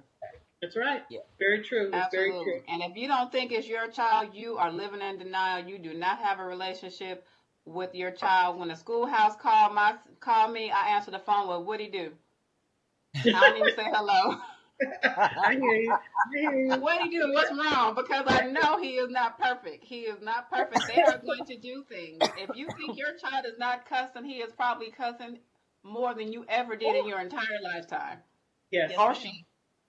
Or they. Let me include our non-binary children in there. I don't want to leave anybody behind. They are cussing as well. Yeah. But Mary, I just wanted to say, Mary, thank you for mentioning we as brothers, because a lot of times we go through as being black men in this country. We already know the history and all of these different type of things. And for me, my mother taught me to not keep my feelings, because she saw when I was dealing with my dad and the relationship that we had, and she knew who I was and how I was. And I don't have a problem with, I'll go to a quiet place sometimes and I'll just cry. I'll just cry because I'll think about my dad. I'll think about my brother. I think about the daughter that I had that I was able to get to know. And it's just a way of releasing. And once I've released it, I feel better, because I know that there's hope in life. And that's part of my faith as well. That gives me that, because a lot of times we can have so much on us. It just gets us to a point of despair. Like nothing's going right. I'm looking outside at the world outside my window, and I see the evil. I see the hate. I see the ugliness of what this world is. And sometimes I know that there's hope. I know that it exists. But being in this physical body and looking at that, it gets to me. It gets to me sometimes, and I just have to have a way. How do I deal with that? I decompress, let it out, cry, weep, let it out. And then I look, oh, even through all of that, God still exists. There's an eternal life if I continue to go down this road. So yes, I can stumble by looking out that window, but I see that light and I'll keep moving towards that light. And that's what keeps me going. But a lot of times people get so beat down, that light gets to be not even a bright light. It gets to be a candle, and sometimes they can't see it. So that's why we need to, man, I can see that person's candle is almost going out. Just a smile. You don't have to actually you could just say something to them that'll just turn them out. And that's how we have to think. Every time we're not going out as much as we used to, but when we do go out, you see some smile. I've been in places just walking through the mall, just smiling at somebody. Didn't say anything, just smile. You don't know what that could have done. And that's how I try to navigate through my life, still working on things. No, I'm far from perfect. But as a man, there's a lot of issues, not just being a black man, just being a man, period, that we don't deal with because of what the outside world tells us how we should be, how we should think, and how we should act. And when we act in a different way, oh, you soft, or you're this, or you're that. And even a man of faith, you're looked at a certain type of way by women and by men, outside and inside.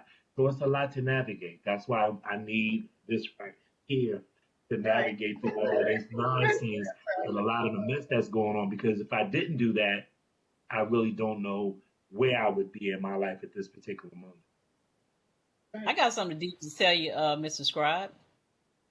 I've often have gotten, you talk about the smiles, right? I've often have gotten messages from the people that watch our show, and they actually said, Angee, because of your smile, Angee, because, you and Mr. Scribe make me laugh. I mean, just as simple as that. I mean, you're right. Sometimes we just need to put a smile on our face to help someone else, just for someone else, if it's not just for you.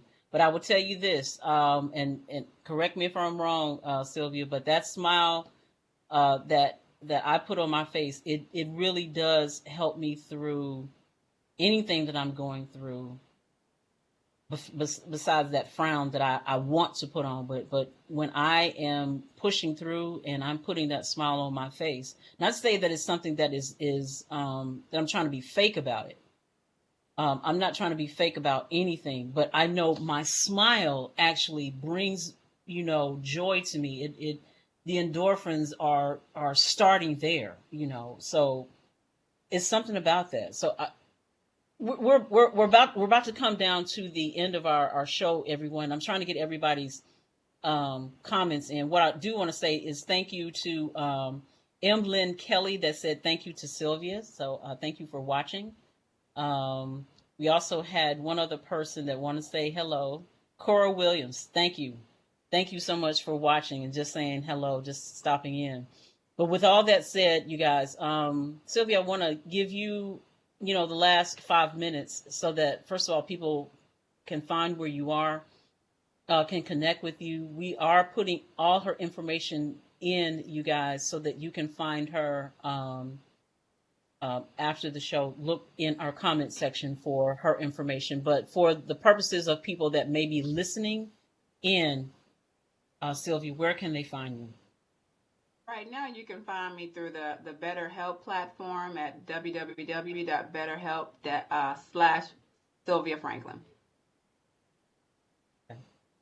Right. Well, there you go. Well, do you have any final words, Mary, before we go? Then we'll throw it back to Sylvia. Just thank you guys for what you're doing, because it means a lot to a lot of people. And you're right. We learned in corporate America when we were on the phone doing customer service, you're taught to smile through the phone, because when you smile, your voice lifts a certain amount and it sounds better. Ever try just doing that? Talk and frown, and it makes a total difference. So you're right. Actually, when you can actually see that smile, it's making a difference too. So thanks for saying that. That is, it makes a difference. It really, really does. Wow. Thank you, Mary. And Angie, I just want to thank Mary for coming on today. No, the reason why is that, she stepped out of her comfort zone. Like she said, she likes to be behind the scenes. And it takes something, and it needs to be acknowledged when a person can step outside of themselves. You know what?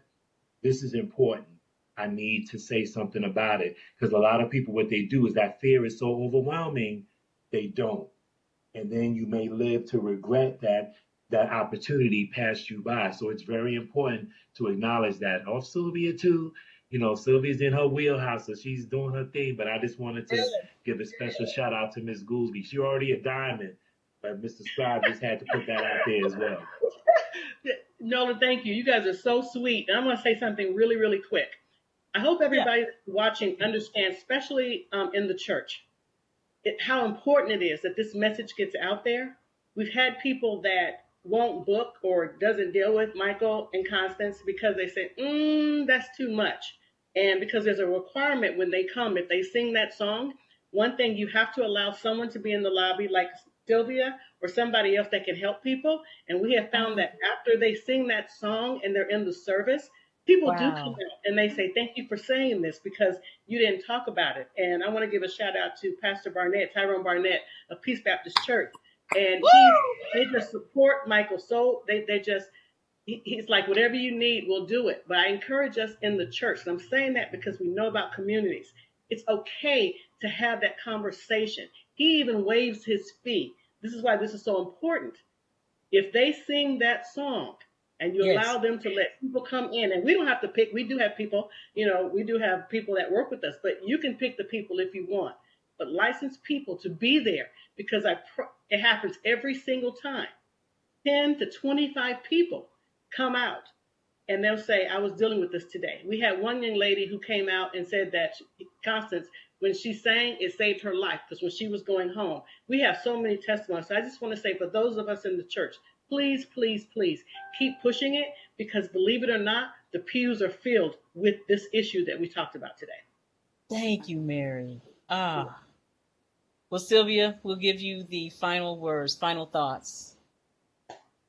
I had to sit with, Mary's words, because it's almost like I'm feeling the call to be present in other capacities. But I want to thank you, Angee, and Mrs. Scribe and the Level Up, program for inviting me, to use my voice and to trust that, I have something to say. I thank Mary for allowing me to, speak, give my thoughts, about what she's experienced and share some of my own.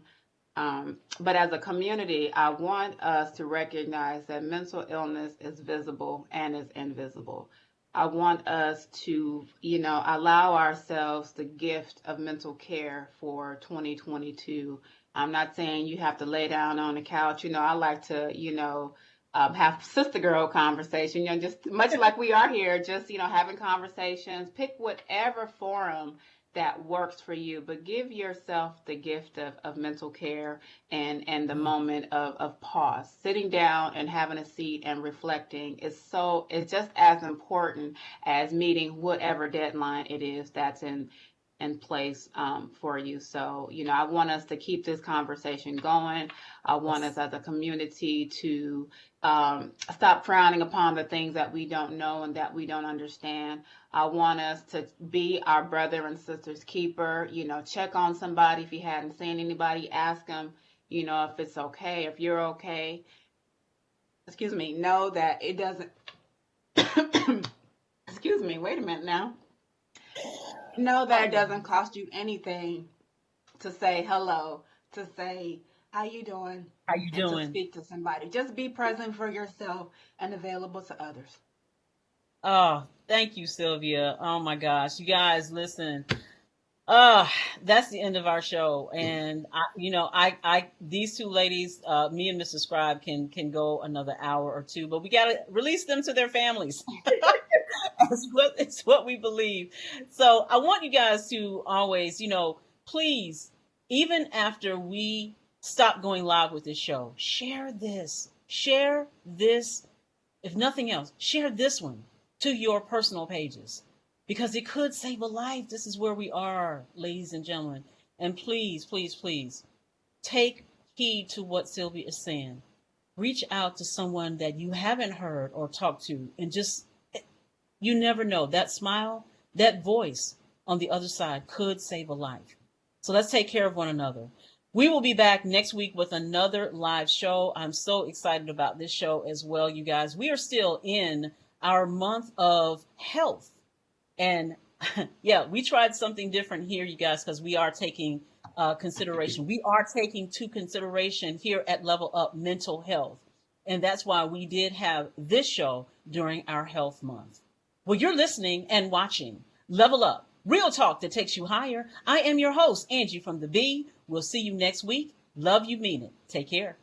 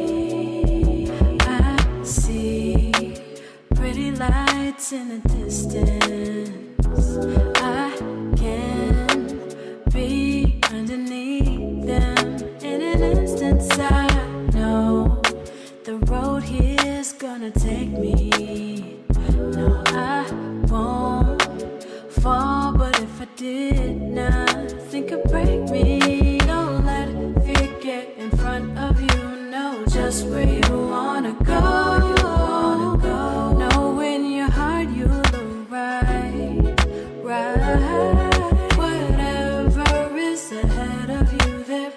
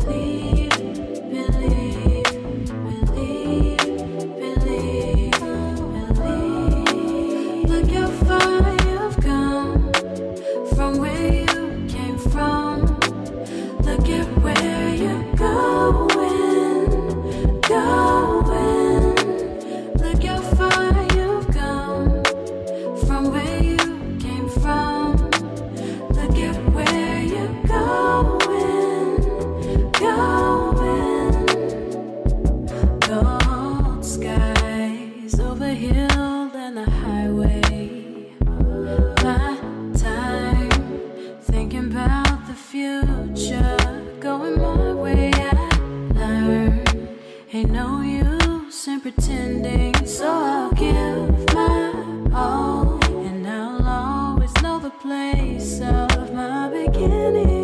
Don't let doubt get in front of you. Know just where you wanna be. Know when you're hurt, you'll right.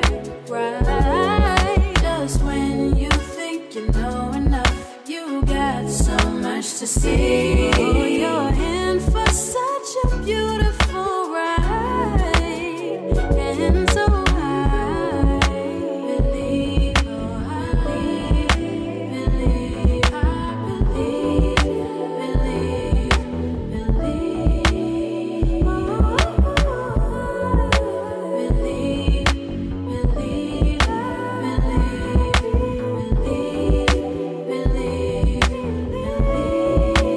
look how far you've come from where you came from. Look at where you're going. Look how far you've come from where you came from.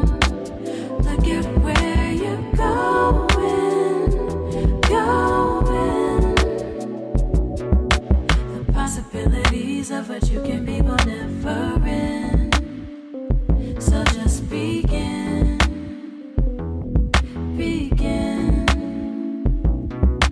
The possibilities of all you will be will never end. So just begin.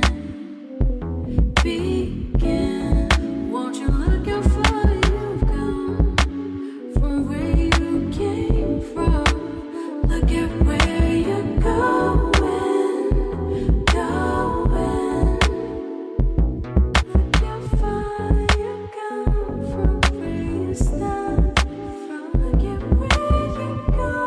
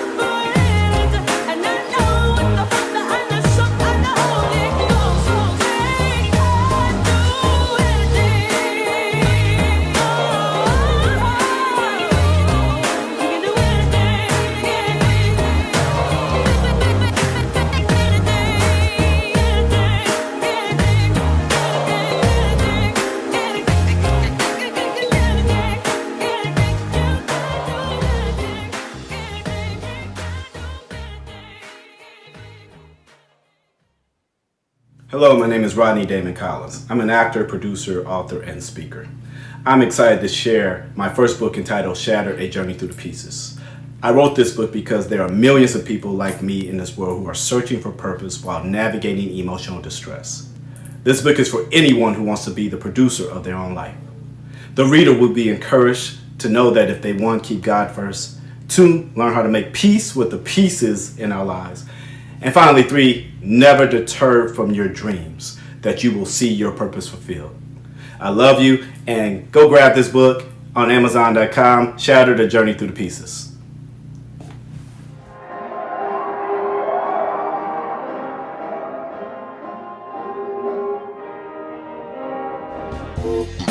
What you want, baby, I got what you need. You know I got it. All I'm asking is for a little respect when you get home. Hey, baby, when you come home, darling, I'm every woman. It's all in me. I can read your thoughts right now. Everyone from A to Z. This is Nolan Holloway, aka Mr. Scribe. Just letting you know that I have 3 books of poetry that's available on Amazon.com. So when you get a chance, go to Amazon.com, look up Nolan P. Holloway Jr., not Mr. Scribe, and pick up one of my books for your enjoyment. Peace.